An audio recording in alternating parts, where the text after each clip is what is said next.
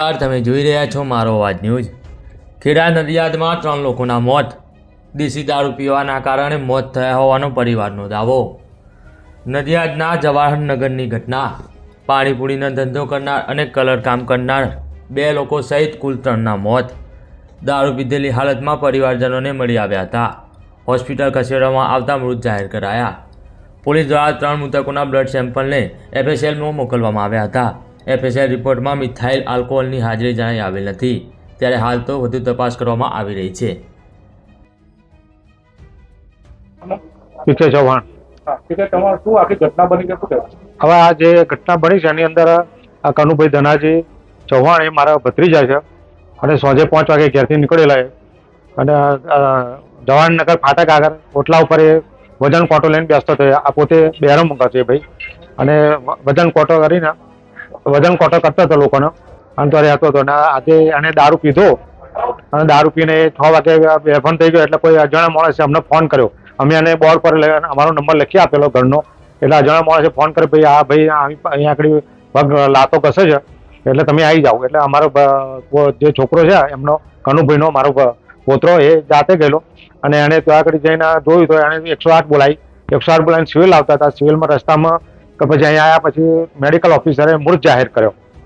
મરી જવાનું કારણ જવાનું કારણ દારૂ જ હોય ને। કેટલા સમય દારૂ પીધો?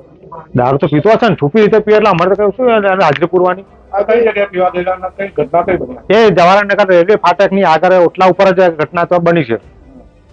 જવાહરનગર રેલવે ફાટક કરીને મંજીપુરા જવાનો રોડ એ આગળ ત્યાં જ કાયમ બેસતો હતો અને ત્યાં ઘટના બની એમ। દારૂ કેટલા સમયથી કઈ વેચાણ કઈ ખબર?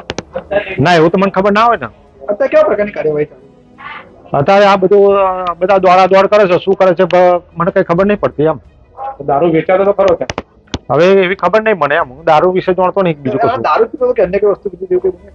ના, દારૂ જ બીજું કશું પીતો જ નતો, કોઈ ચા નતો પીતો, પછી દારૂ એકલો દારૂ જ પીવા ખાલી એમ અને છુપી રીતે અમારાથી, પણ પીતો એટલે અમને ખબર પડે કે દારૂ પીતો છે। અન્ય કેટલા લોકોના મોત થયા છે અહીંયા આગળ મારી ગ્રુપમાં અમારા આવ્યા પછી બીજા 2 જણ મરી ગયા, કુલ 3ના મૃતદેહ હતા યાદ છે જ। એ લોકોને જેથી દારૂ પીધો? હા, એ મારે જોતા જ મરી ગયા, હું જોઈ જ રહ્યો એમને મરી ગયા અહીંયા સિવિલમાં। પાલિકા પૂર્વ સભ્ય આજે અમને ફોન આવ્યો કે ભાઈ આવી કઈ ઘટના બની છે કોઈ પ્રવાહી પીવાથી, એટલે અમે નડિયાદ શિબિરમાં દોડતા આવ્યા અને એના પરિવારજનોને મળ્યા। પરિવારજનોએ કીધું કે આ દારૂ પીવાથી આ ઘટના થઈ છે અને મૃત્યુ પામ્યા છે।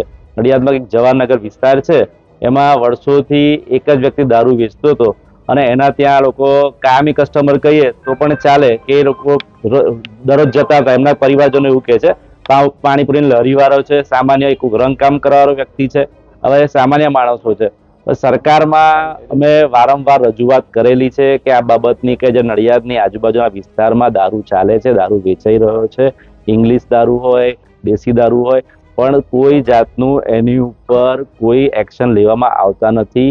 અને કેમ કોનું દબાણ છે એ કોઈ કશું ખબર પડતી નથી અને આ ઘટના જે બની છે એ અમે એને વખોડીએ છીએ। ગોકુલભાઈ, કેટલી વાર રજૂઆત કરી છે તમે? અમે વારંવાર મૌખિક રજૂઆતો કરી છે। હમણાં અમારા શહેર પ્રમુખ હાર્દિકભાઈ લેખિતમાં પણ રજૂઆત કરી, 3 મહિના પહેલા પીએમઓ ઓફિસ સુધી પણ રજૂઆત કરી હતી, પણ જવાબ આવે કે ભાઈ અમે ઘટના ઉપર જે અધિકારી હોય એને લખીને મોકલી આપે કે ભાઈ તપાસ કરજો, પણ કોઈ જાતનું તો પણ એને એક દિવસ બંધ રાખે, બીજા દિવસથી એને જગ્યા ઉપર દારૂ ચાલુ થઈ જાય। અમે જનતા રેડ કરવાનો બી પ્રયત્ન કર્યો છે, પણ ઉપરથી અમારા કાર્યકર્તા ઉપર જ પોલીસ ફરિયાદ કરે ખોટી રીતે કે ઘરમાં પેસી ગયા હતા અને આવી રીતે એમ કરવા અને એને દબાવવાનો પ્રયત્ન કરી રહ્યા છે। આ 3નો જવાબદાર પણ જે મૃતક છે 3 આ જે વર્ષોથી અહીંયા આગળ પોલીસ તંત્રમાં વહીવટદાર તરીકે કામ કરી રહ્યા છે એ લોકો આના જવાબદાર કહેવાય।